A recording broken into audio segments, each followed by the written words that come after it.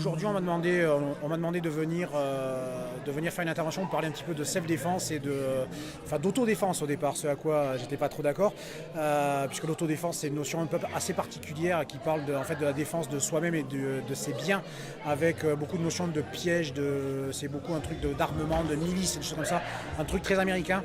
Donc moi j'ai proposé de venir parler de self-défense avec un rappel à la loi sur les notions de légitime défense et quelques techniques simples de self-défense pour se débarrasser d'un agresseur éventuel avec des gestes très très simples, parce qu'on a montré, on a repris sur des gens qui avaient déjà mis au point 4 techniques très basiques pour se débarrasser d'une saisie d'un importun un peu insistant.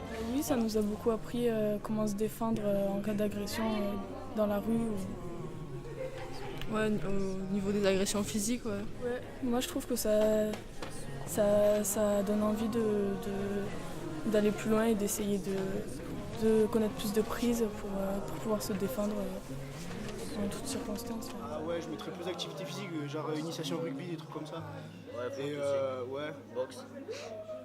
Et Ouais, mettre non, mais plus ça de va, simulateurs c'est comme il y a pas le simulateur en moto en bas, Ouais. mais des simulateurs voitures. C'est une voiture, Ouais, hein. Ce serait pas mal, non c'est un moto.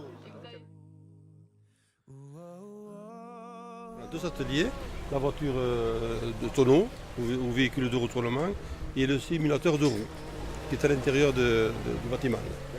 Voilà. Alors moi, essentiellement, le but c'est de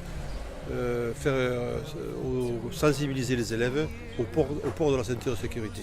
Contrairement aux idées reçues, la ceinture de sécurité sauve. 500 vies à peu près tous les ans seraient épargnées si tout le monde bouclait la ceinture. Alors surtout, je sensibilise aussi dans les bus scolaires, parce que pratiquement 100% ne bouclent pas la ceinture. Ça équivaut à peu près à un accident de 40-50 km à l'heure, mais elle ne tourne pas à 50 km à l'heure. D'accord ? Donc on leur fait faire un tour d'un côté, et puis un autre tour dans l'autre sens, et dedans on a mis des balles de tennis. Alors le but des balles de tennis, je leur dis, si jamais c'était des boules de pétanque, dans l'habitacle. Donc un habitacle, lorsqu'on a un accident, eh bien, il vaut mieux avoir aucun objet qui peut nous occasionner des blessures. Non, ouais, c'est vraiment sympa. Avec le truc de la voiture, là, le tonneau. Ouais, le tonneau, ouais. Qui a la Zergreen cet après-midi, ouais, ça a l'air cool, c'est bien de faire des trucs comme ça. En fait, c'est ni plus ni moins qu'un morpion, mais en taille beaucoup plus large et qui va s'organiser sous forme d'une course relais. C'est-à-dire qu'il y a 2 équipes de 3 joueurs, mais ça peut aller un petit peu au-delà. Et alors chaque équipe ont une couleur représentée par des torchons qui vont devoir poser chacun leur tour dans les carrés dans lesquels ils souhaitent placer leur couleur. Le tout en courant, revenir, taper dans la main de leur partenaire pour qu'à leur tour, il y ait un roulement et que tout le monde pose un des chiffons. Travail d'équipe, de rapidité, de réflexion.